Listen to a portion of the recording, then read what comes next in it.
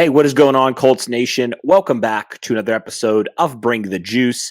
Guys, a little bit of news here. The Indianapolis Colts hosted an offensive tackle.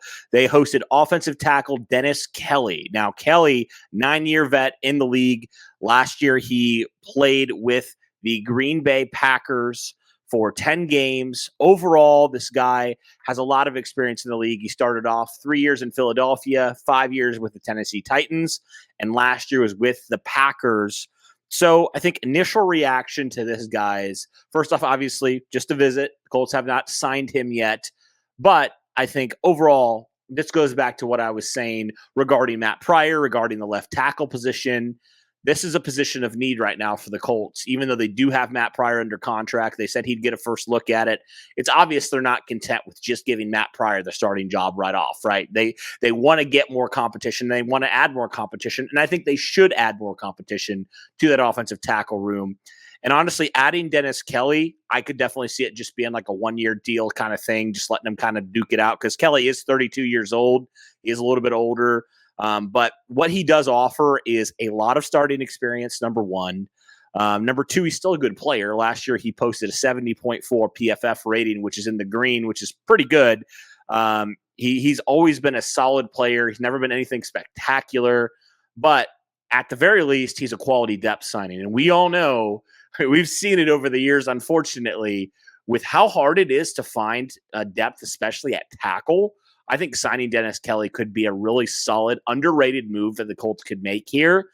And, at the best, okay, he might be your starting left tackle. You let him and Matt Pryor and potentially even a draft pick duke it out in camp, and you figure it out, and you don't just put all your eggs in one basket, right, essentially. So I do think in terms of draft, though, even if you did sign Dennis Kelly, honestly, I don't see it deterring you if an offensive tackle is there and you want to take him in that second or third round. I can still see a scenario where the Colts elect to do that, right? I still could see a scenario because Dennis Kelly's not going to be your franchise left tackle for the next 5 to 10 years. He's just not. He's not. He's 32 years old.